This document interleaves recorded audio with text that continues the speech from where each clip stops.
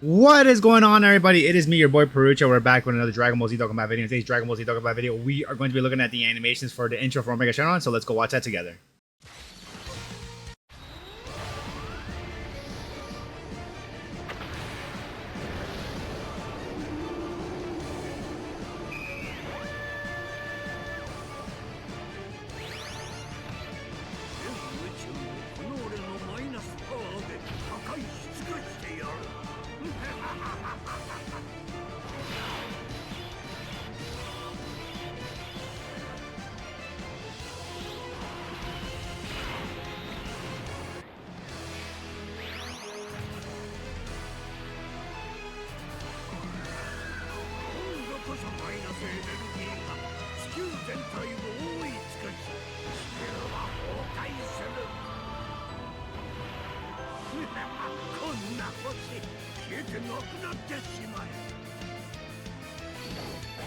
All right, I stayed a little, quiet longer than the usual because obviously not only did we saw the intro for freaking Omega Shenron, but I was gonna be activating his domain effect. So I was like, you know what? I'd rather, just stay quiet and we just see both of the animations that are gonna be popping out here. But dude, guys, you have no idea how many attempts this. I think it took me like an hour and a half to get this. I mean, I could have completed with no items, yes, but dude.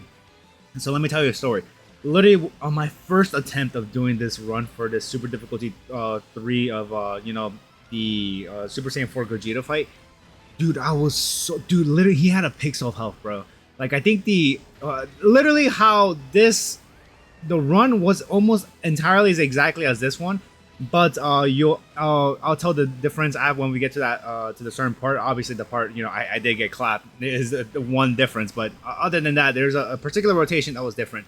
But anyways, dude, yeah, he just had a pixel of health. Yeah, if this Shadow Dragons, it was literally this Shadow Dragons here that was like could have been the finishing blow against Super Saiyan 4 Gogeta, and oh my god, man, I was like, dude, please launch an additional norm or something just to get the just to finish this guy off, and he did not, dude. I was like, dude, you've gotta be freaking effing me, man. I mean, I could have probably changed this STR Omega Shenron to the Carnival Limited one if I wanted to see. Because I'm pretty sure his damage actually would have been pretty high to be able to tank whatever super tech is coming on his way. But dude, oh my god! I mean, this guy was gonna be mainly the damage dealer here, as you could tell right there with the 50 million crit attack stat here. But the main reason I will die is literally because of this super tech right here, the last slot, because he obviously cannot tank it. So the only way he could, we could avoid that is literally by dodging. And then here, we were able to get the transformation for Super Baby 2, which is definitely going to be helpful for us here, which he does have a limited time boost, actually, which if I could just find this Super Baby 2 real quickly, which I just realized that they have the, the limited time buffs on the Dokkan info site, which is pretty helpful. But yeah, the boost for a limited time effect is he gets Ki +6, which is awesome, and then attack and defense 150%, which I just realized he's not getting the extra Ki +6 because the Super Saiyan 4 Gogeta is not part of Pure Saiyans or Hybrid Saiyans category, right? Yeah.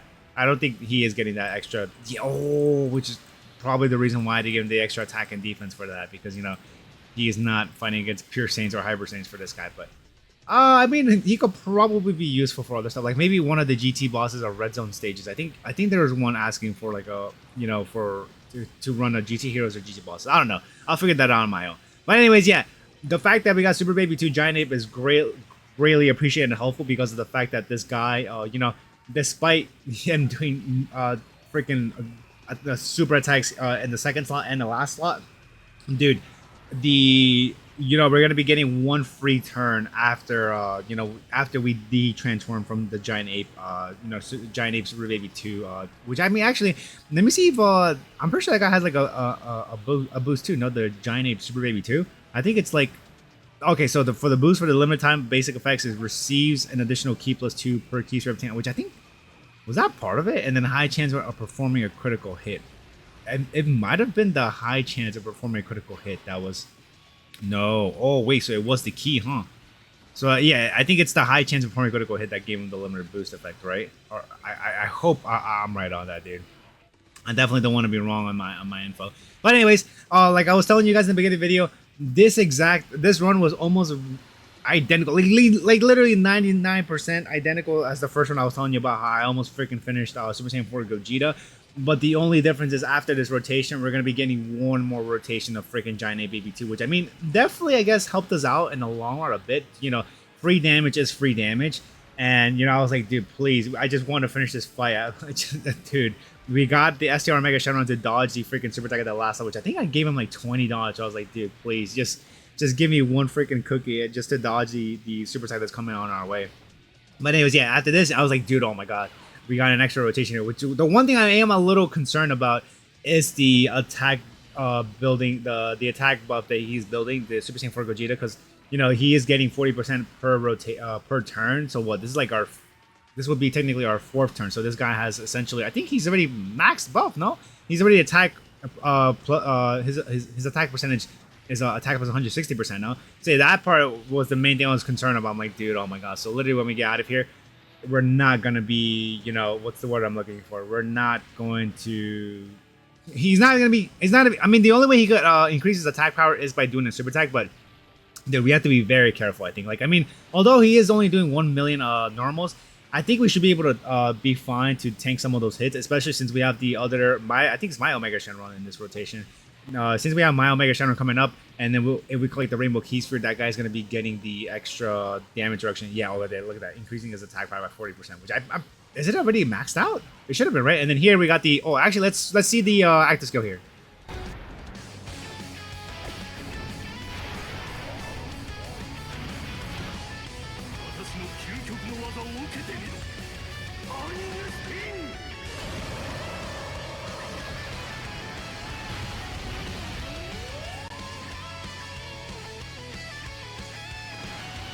All right, we got the active skill off, which I mean, it did a decent amount of damage. And then here at this point, I mean, it doesn't really. I mean, yeah, I don't think it matters where I put, you know, Nova Shenron. I mean, I could probably put him in the middle slot if anything, but I was scared. I don't know how much, you know, because dude, there was, I think it was a run where I think I launched his Ultra Super Attack, and then after that it was just like a normal, and that's it. I was like, dude, oh my god, okay, whatever. But the part that was scary is that this dude was taking, I think, 200,000 per normal. I'm like, dude, what the hell is happening? I thought you were supposed to be able to, you know, tank this pretty decently with all the GT bosses buff going around with the, you know, the Rainbow Keys and whatnot. But no, I was like, okay, never mind. I'm not gonna put him here. So I'd rather just put the freaking baby, which I think I think he gets the increase in defense for being less than what's it called, 100 less than 40% HP. But no, we're at 49% HP. But anyways, what I did want to talk about was the EZA for the Shadow Dragons here in this video. So the EZA for these guys, like I said, I completed the battlefield. Definitely wanted to get that done before completing this event. So their 12k super attack greatly raises attack for 1 turn, costs to cause damage to enemy, and lowers attack and defense, which is up here right now.